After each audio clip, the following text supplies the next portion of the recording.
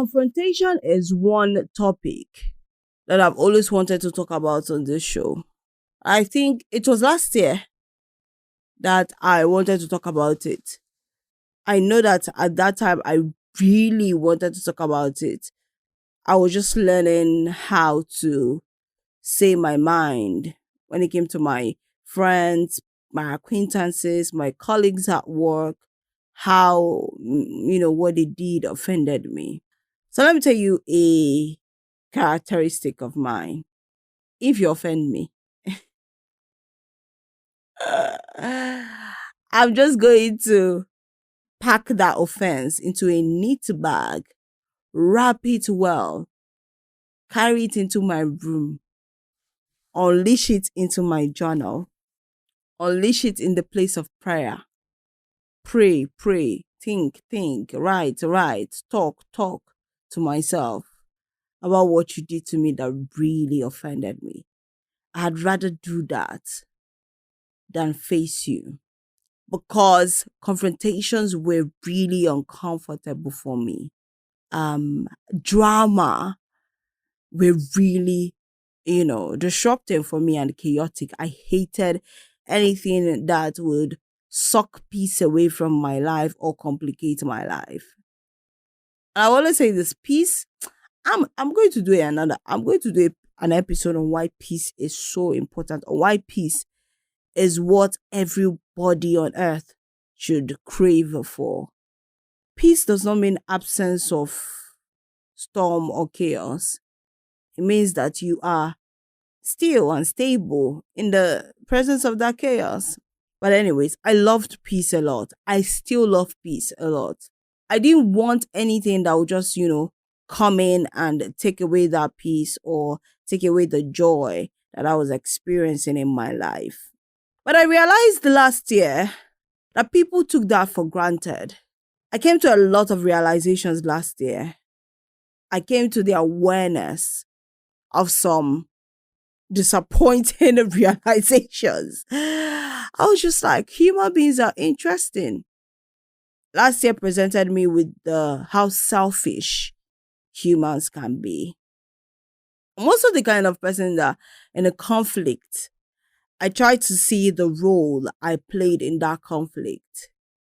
In conflict between friends, family, acquaintances, quarrels, disagreements, it's never one-sided for me.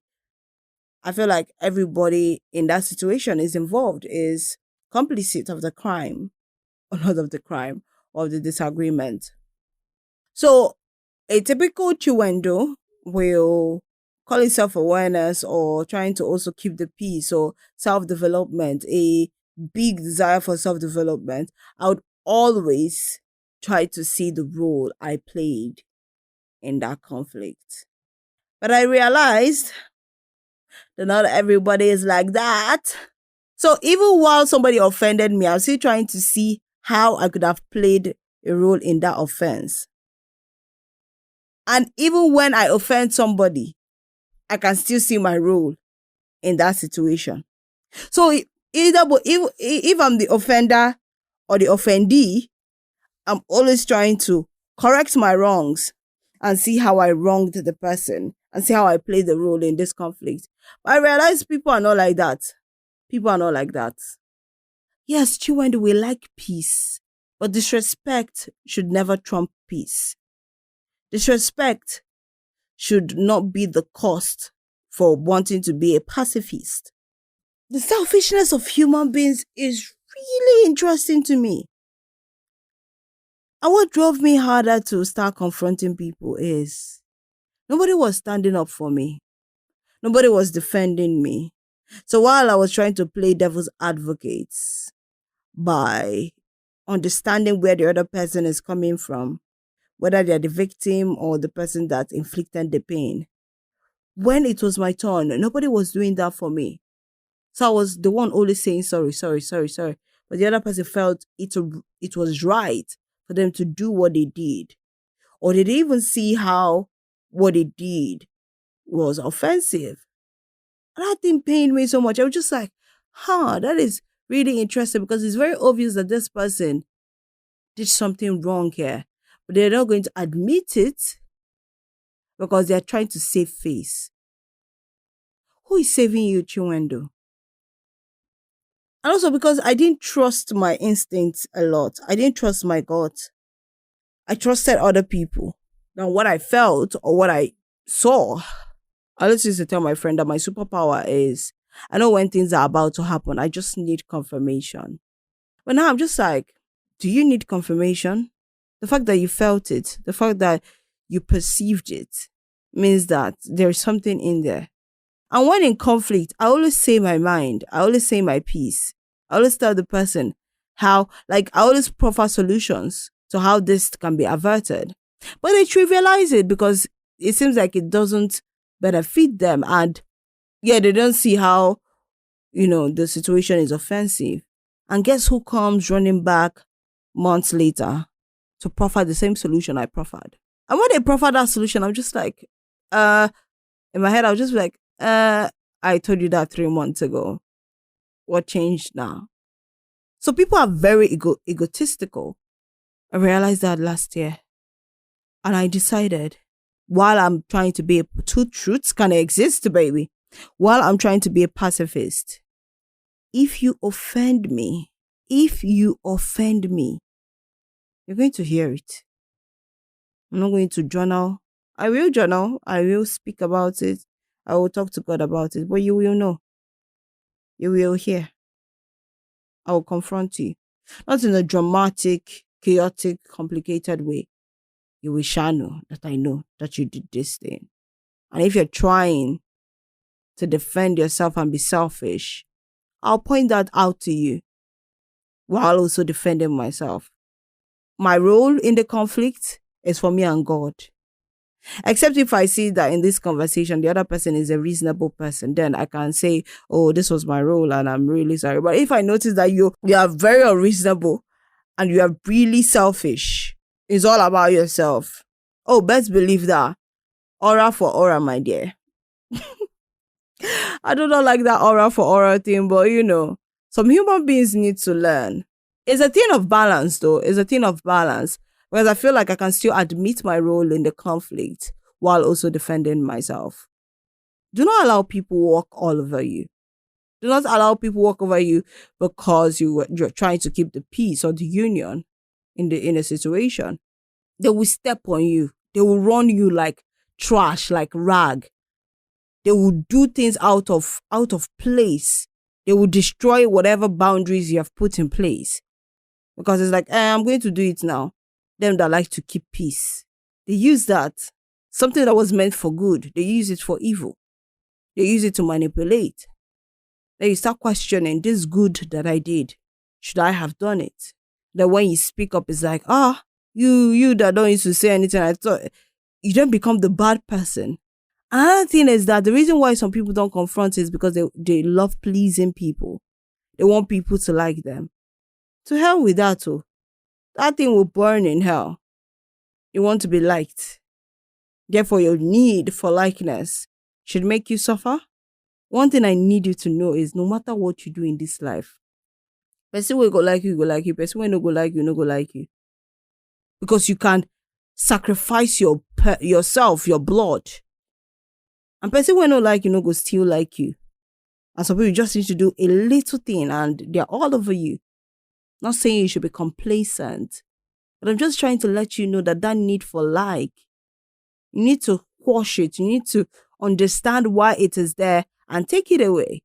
Because of your need to be liked, you have opened the door to people that were not meant to walk into it. You have opened your heart to people that were not meant to be there. And because you have opened that door and they have walked in, you can do whatever they like. Because you can't speak up for yourself. Realize this, that nobody will fight for you like you'll fight for yourself. Nobody will speak up for you like you will speak up for yourself. Maybe except for your mommy. But you're an adult now. You're growing up. And she will not always be around to defend you. So you better learn how to defend yourself. Especially among your friends, people you work with, people you do life with every day. Learn to speak for yourself. Learn to stand for yourself. We were taught a culture of silence growing up. And I promise you, that will not serve you. that will not do you any good. Can serve you in some instances, but in the everyday interaction in life, it will not. The world rewards those that are bold and loud. So imagine you were the kind of person that were people pleased, and then out of the blues, maybe after listening to this episode, you then decide to start speaking your mind. Oh, you're going to get a lot of friction. You're going to get a lot of rebuttal. You're going to get a lot of conflict. You're going to get a lot of, your life will seem shaky. You will hate it. You will want to disappear. I can remember last year, after coming to all of these realizations, I started confronting people. And oh my God, whenever I told someone, I did not like that thing you did. I didn't like the way you touched me. I'm not going to give you my number. I don't want this person to come over. When I started, saying no more, started standing up for myself and started saying the things that I really thought was truthful to me, I got a lot of friction. That thing that I didn't want to happen started happening. I felt like people hated me or disliked me. I felt like an oddball. I felt like I didn't belong. While it was meant to be normal and okay for me to request for some things to be done my way, I felt like I didn't deserve to say anything because I've never said anything before. And whenever I had those conversations, like confronting people, immediately I finish having it, I start shaking. I start questioning, oh my God, this person no longer like me. Oh my God, I've just lost a friend. Oh my gosh, I would overthink the conversation. I would feel bad. While I knew it was important for me to say that thing because the thing they were doing also made me feel really bad and I didn't like it. And I needed to say something. But then after having that conversation, I was just like, oh, we did it. I was just so scared. I was just like, Guess what? When you exercise that muscle, you become used to it. It becomes normal to do that. To stand up for yourself, to say what is really important. Oh, I love the woman that I am now. The woman that if you say something that does not make sense. Okay, so when was it? Was it last week that NEPA people came to our house and they realized that there was some theft going on. And I was the one that opened the gate for them. So I went out to go and get, some groceries outside. I didn't know they were outside. So that's how I came out and boom, I was ambushed by the NEPA people. So they told us to pay. There are 3 flats in that compound. And each and every one of us, we are enjoying from this thievery, if that's a word, from this theft. While my own flat has lower electricity loads, we don't have a lot of things in the house. The two flats have more loads. They're more of a family. Just I and my housemate, and we are not even always around in the house. We're always at work. So this NEPA people told us to pay money. Told us to pay 100K. And one man from one of the flats said, oh, since I'm the one that opened the gates, we're going to pay more. That my flat should pay 50K, while the other two flats pay 25K. I just turned and said, that is not going to happen. Oh, me 1 year ago would have been like, who that? Who this? Who is speaking right now? Hey! I just thought to him, I said, I am not going to do that. We're going to share that money equally. 33K. Everybody is going to pay that money. Am I stupid enough to walk out of the house if I knew NEPA people were around? Do you think I enjoy money leaving my pockets to pay these people? Did I know the NEPA people were outside? 1. Number 2, this bypass of a thing. How many people they enjoy them? Not only me. Is it only my house that is enjoying it? It is all of us.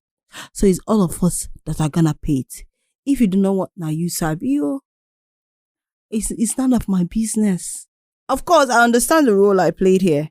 I shouldn't have stepped aside, but I would not have stepped outside if I knew what was at the other side. Because every time these NEPA people outside, our caretaker used to call and say, hey, everybody stay where you are. But the caretaker was not around. So I was like, my groceries are outside, I need to cook. And I went to get it. And boom, there they are. So how would I have known? Maybe I shouldn't have gone outside anyways. That's the rule. But for me to come out, because that is selfishness. That is because it could have been him that stepped outside without knowing. And if it was his son, he would say everybody should pay equally. But now, because it's not him, he wants me to pay. I say it's irony, my dear. It's a lie. It's a big lie. Okay? You lie, my brother. I was furious. And he paid it. Everybody paid equally. Me 2 years ago would have been like, oh yes, it's true. I make Samo. Sorry, but just pay. Me, sorry. Human beings will show you shaggy. Even the Bible said this. The heart of men, desperately wicked. Desperately wicked. Because if I was at the other side, of course I'll be pissed off. The money is leaving my pocket. But we're all going to pay equally. That's empathetic. Empath. Being showing empathy, consideration. But because it's not you now, you want it to be 50, 60, 50. Lies, my dear. Lies! You're not going to pay it equally. Realize that people are selfish. Nobody will look out for you like you. And that should make you want to stand up for yourself. Look out for yourself. Defend yourself. I'm not naive to not know that somebody's going to use this message as, in an extreme way, use it for evil or manipulate. All I'm just saying is that this message is basically for people that don't have any idea of standing up for themselves or confronting. Let them know that they can't actually confront people and defend themselves while admitting the role they played in that situation.